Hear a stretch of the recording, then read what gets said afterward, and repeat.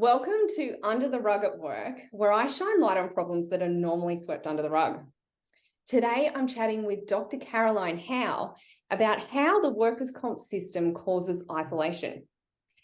Caroline has over 25 years' experience working as a practitioner, teacher, advocate, facilitator, and change agent. Caroline's the founder of My Social Support Network, which is Australia's first social recovery rehabilitation provider. Previously, Caroline led the development and design of the icare research team as head of research, where she developed a social connections theory for workers' comp insurance. Thanks so much for joining me, Caroline. Thank you for having me, Nicole. Now, you recently wrote an article on how workers' comp drives isolation. Can you tell us a bit about the article and what you found? Where do we start? Because this is such a big topic. Workers' compensation at its core is designed to help people. It's a workers' compensation system. And yet what we find is that very, very quickly people become isolated because they're losing that sense of tribe. Work is your tribe. It's such a big part of your community. It's a part of what you do. And the minute that you have a work injury, very quickly you can lose that sense of connection. And it is more visible with a psychological injury than it is a physical injury. Because in a physical injury, if I fall down and I break my leg, someone can see it and they'll say you can go back to work. These are the duties you were doing. So you fell off, we'll get you a different chair. You can still sit next to Bill. But when you have a psychological injury, you can't sit next to Bill anymore.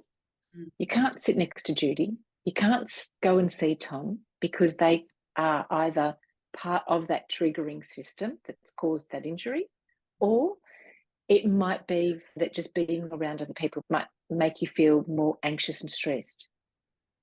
And people don't know how to have those conversations. So as soon as we are unable to have real conversations about what's going on, the only thing that people then do is exclude. By nature, you're removed from the workplace. And so the minute we remove people from the workplace, that sense of tribe is lost. If you go right back to our instinct is to be part of something. We as human beings feel safer when we are part of a community and a tribe.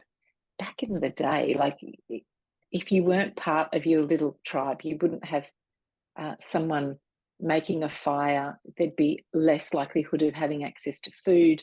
You could be at risk of saber-toothed tigers dragging you away in the middle of the night. And so being part of a community tribe is incredibly instinctual for us. The minute that there's a broken connection, we feel unsafe.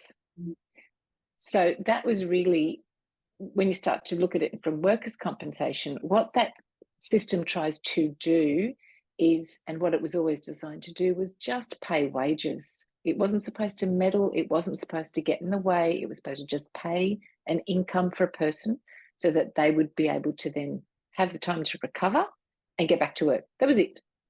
But since that time, this constant overcomplication of people and rehab providers and claims agents and swapping claims agents, and then you've got return to work coordinators and employers, and this power battle of who owns the claim, we've forgotten that there is a person that is now suffering an injury, whether it's physical or psychological, and everything that they knew in their world has changed and they don't feel like they're in control anymore. So that then causes this deep sense of isolation. Yeah. Why did you start My Social Support Network, and what does it actually do for people? We started it because, having worked in this industry for a couple of decades now, not only with the research that I'd done, but all the different places. Like I used to work at the Commonwealth Rehab Service. I worked at different insurance companies. I worked inside, icare as well. Like I got to see how we work with injured workers from a rehab consultant side to the insurer's side through the eyes of a regulator, so to speak. The thing with my social support network was that I could see that the workers' comp system was, and I don't think it's anyone's individual fault, but you put all those little faults together and it's just catastrophic for people. That there was no place where a person could start to reconnect to a sense of community in a safe way, specifically for psychological injuries.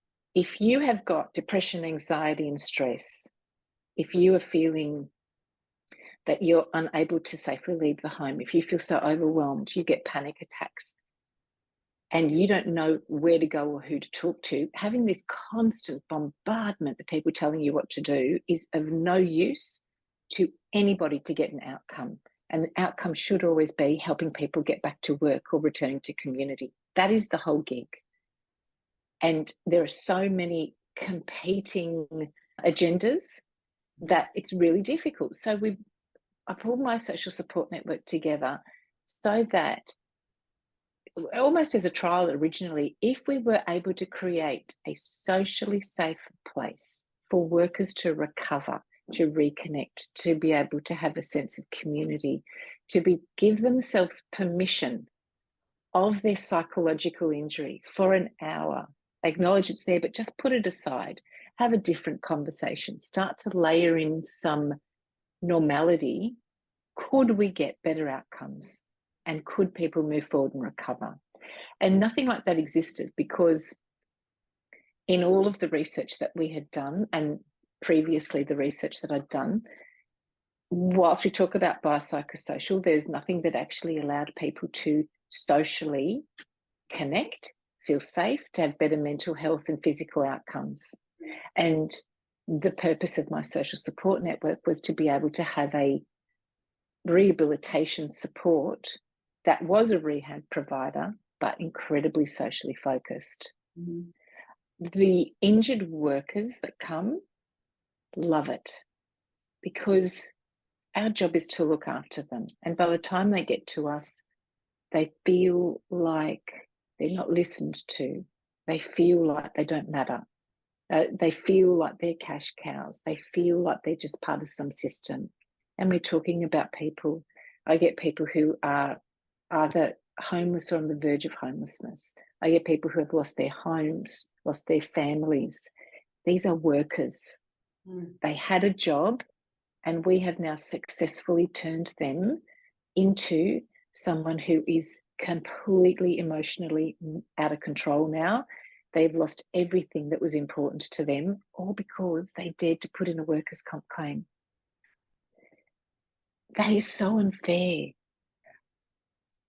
But I'll be honest, if we're going under the rug, mm-hmm.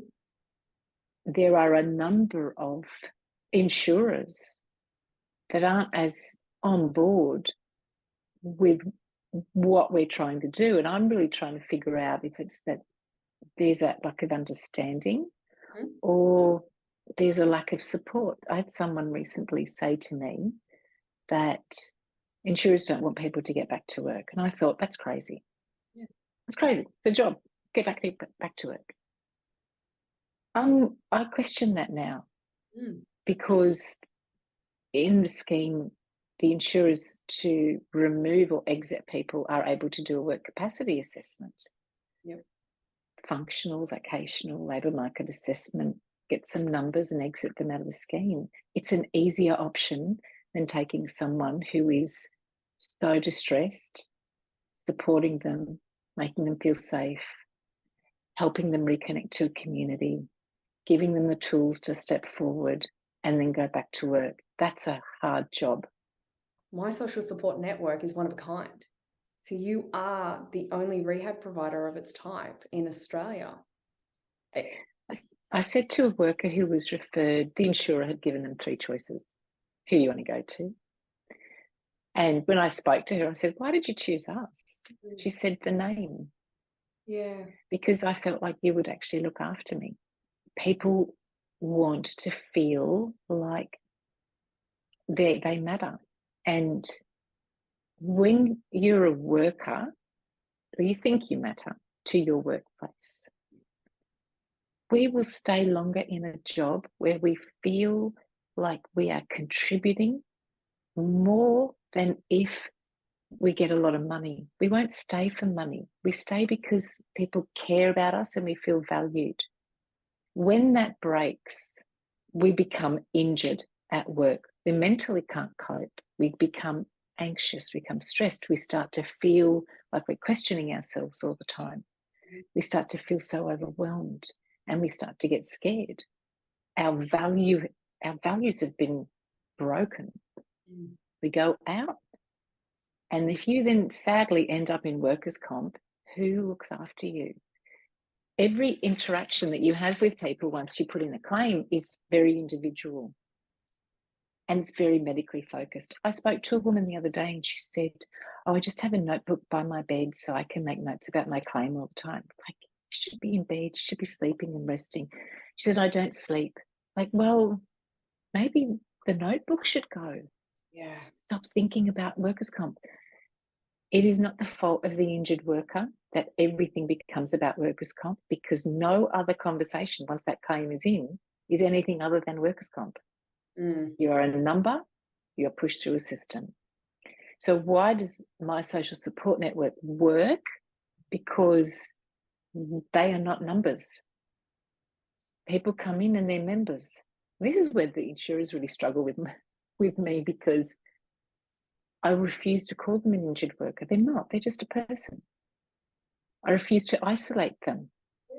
I want them to talk to other people. People don't want to keep talking about their claim. They'll talk about fishing, what the men do. But I've learned more about fishing and camping and things like that.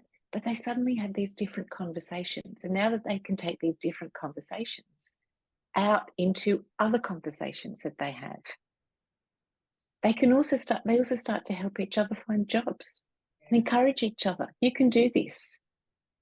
So it's not me trying to beg someone, you can do this. They tell each other, you've got this. Yeah. You look great today. Nicole, that colour looks so good on you. Or they might say, you're looking a bit pale. Why don't you come to the colour workshop? We run a colour workshop. Yeah. People want to feel heard. They feel better if they can share their experience, if they want to, or if they don't want to. But people need to be given back that choice. So my social support network works because it gives back choice, gives back control. It reconnects people. It reestablishes the ability to network, because if you have had a psychological injury, your confidence is gone. You don't think anybody believes you anymore. You don't think that anyone will value you. And you cannot find a way past that big mountain of overthinking and emotions and the problems. And so they then come to us. Our job is to calm all that down. We're not a psychologist. We don't do the one-on-one therapy. We're not the doctor. We don't do the treatment. We really just do social reconnection to reduce the emotions and help people step forward. I'm very passionate about this. Well, it's making huge change too. And if you focus solely on workers' comp and the claim and the injury, there is no moving from that. You can't get out of the mud and into life, into improving, into, you know, the next steps, which, as you said, you know, as I know too, the workers' comp system is built for that. But when it comes to psych safety, it is we still have a way to go. Right. So you can assume that someone who has a psychological injury because of bullying and harassment, put the PTSD trauma aside for a little minute. So we have people that have been in car accidents. The trigger is the event to do with that car accident, and they're very traumatized, but it's not related to a workplace. If your trauma is linked to your workplace, the idea of going back to work is so overwhelming for people. You cannot resolve that overwhelm one-on-one and then expect someone just goes back to work. So it's an easier path then for the insurer to just remove them from the scheme in other ways. But people want to feel valued and connected. They want to feel like, you know, when they come into the group, someone cares that they're there. Or if they don't come, someone will contact them. We all want to feel like we matter. And it's a very hard journey back. When people get referred in, they'll say, how long is this going to end? Honestly, it just takes time. It's time to heal those pathways of being so broken emotionally and trusting people again. Yeah. And if work was a place where they did feel safe, where they did feel supported, they probably wouldn't have gone down the workers' comp route to try and make change, or because they needed to. Sometimes we have to get out of the environment to, as you said, heal. But yeah, sometimes healing isn't what happens when... Workers' comp is the absolute last resort. No one wants this. Yeah. I have people in our network who are from insurance companies. A couple of years ago, I did a study and I asked people, as being in an insurance company, how many of you would put in a workers' comp claim? None. How many of you know how to put in a workers' comp claim? None. That's happening in the insurers that are actually supposed to help people. So the insurers are very detached from this idea of what a supported workers' compensation system could look like. So you have a very double-edged sword happening now for people with psychological injury. You have a workplace that injured them in the first place, and then they come into a scheme that does little to genuinely care. There are a few people, every now and then it works, right? And I'm really only talking about once they end up with us. That's a small portion. For everybody else, it's fine. But when you end up with us, something is going wrong, and they just need that extra support. So can you share a bit about the social connections theory and the research that you did while you were at icare? Because that was quite game-changing and insightful. The social connections theory really talks about, it's more about social interaction. Our instinct when we meet someone for the first time, mostly, not everybody, but mostly, is to trust them. So let's say our instinct always, in the first instance, from the moment we're born, is to trust. I'm born, you're my mother, I trust you, look after me. At some point down that road, trust will get broken. Now, if it happens very early on in life, you are likely to end up with something like attachment disorder, where you really don't trust many people because those trust links continually get broken. Let's say you've been able to manage to sail through life, and those you're my boss, I trust you. I trust that you are going to look after me and do the right thing by me. And then that gets broken. Now I've turned to my friend. That trust gets broken. So it's that social interaction where we automatically believe someone will trust, that we will trust them, and then those links get broken.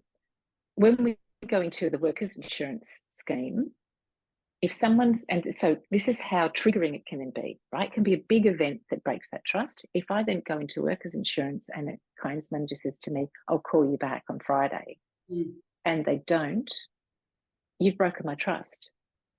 For that person to wind back that trust is very difficult. Now, the reason that this is important is because social interactions then really form a basis of how we have that biopsychosocial health.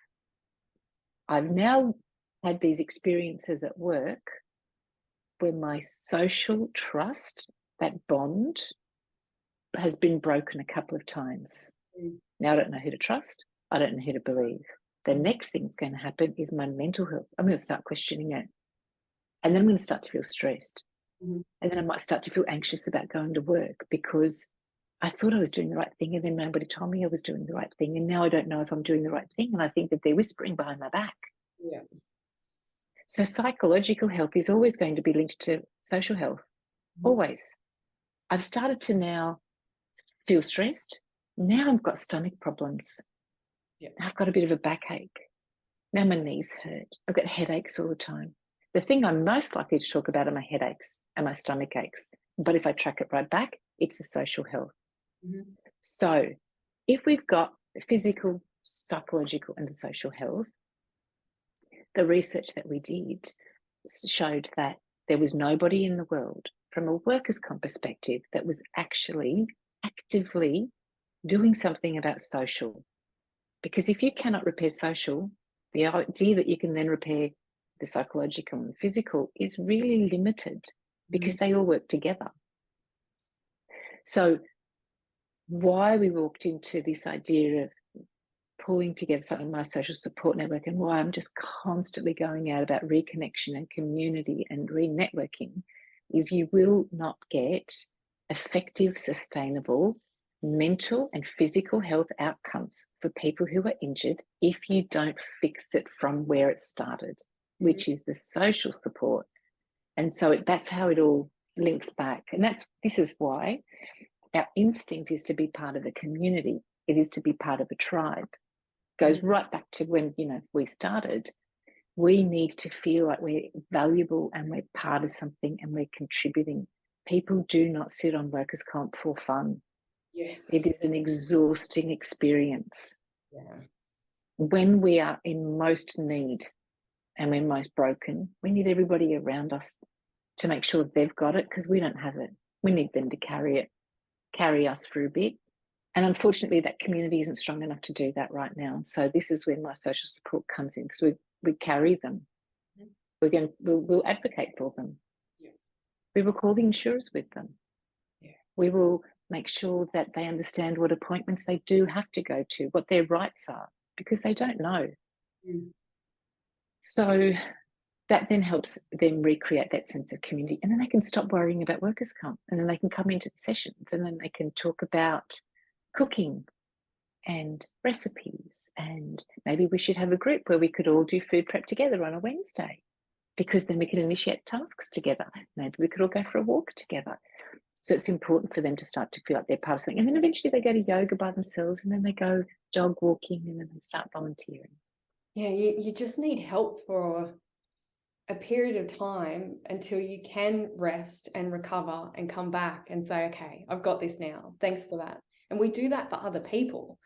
But when you don't know, or when you have a system, when it is the workplace and you don't have your best friend there, or your partner might not understand, it can be very isolating and you just want to retreat. And the system is quite confusing. So while people want to do the right thing, we just don't know what the right thing is at that time. So yeah, getting the support of my social support network is ideal. And it doesn't have to be my social support network, but feeling like you are part of a community that cares about you allows the healing to happen. It could be a bushwalking club. It could be a book club, but a place where you can go. And the problem for injured workers is, collectively as a scheme, it does a pretty good job of stopping you interacting in any normal social level that you can. Yeah. A woman I spoke to the other day had managed to go out shopping with her husband. She's deeply distressed. She went out shopping. She had a physical injury to start with. Someone had videoed her. An investigator sent it to the insurer and said, well, she's shopping, so she's fine. The woman will not leave her home. She barely leaves her bedroom. She won't go. So we have created severe isolation. So then when I get on the phone to her, she's weeping because she feels like she's letting her family down. And what's kept her there? The terror of going outside and being normal. So there has to be a line between us being able to allow people to feel safe to continually socially interact, be part of a community, not break them more. And at the moment, we are breaking them more. So I'm old enough to now say, not on my watch. Like this is a passion project for me now. People need to feel safe. They just need to feel safe. And then that comes down to social safety. We could have another podcast on what you just discussed. That makes my blood boil. And I don't understand what the objective is for investigators doing that. You're spending time and money on trying to catch someone out. It's like this disbelief system. You have to prove not only that you're injured, but you have to be continually injured, and you can't look at recovering, because if you look like you're okay, then you're okay, get off, get out. Like, it's really difficult. So when people feel safe, they'll reconnect and move forward. yes. But if they end up with us, I feel really bad for them. You don't end up with me because you are easy.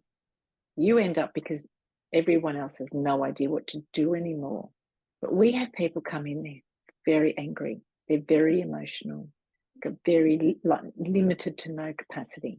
And within about 8 to 12 weeks, because everything happens in these online groups, and that's so that to break down that barrier, if you can't leave your room, just join in. Just click a link, join in. If you join in, you hear some normal conversation, you hear some laughter, well, then maybe the next time I'll put my camera on. And then maybe next time I might ask a question. And then maybe I'll say to the group, I'm too scared to leave my room. And someone will say, you can do this. Take your camera, go to the kitchen now. We'll go with you. So now I'm going with them. We're all going on that first walk out the room. And the fear starts to reduce. A few weeks down the track, they'll now have their camera on, they'll be chatting, and then the next thing that someone will say is, I went for a walk outside today. You go, wow, now we're moving forward. Yeah. And it's those very, very, very small steps, and they're not doing it on their own because we've recreated that community around them. Mm-hmm. And then they'll say, I might want to go back for a job. I'd like to do that. Okay, let's go into that group. Let's join the career transition group. Yeah.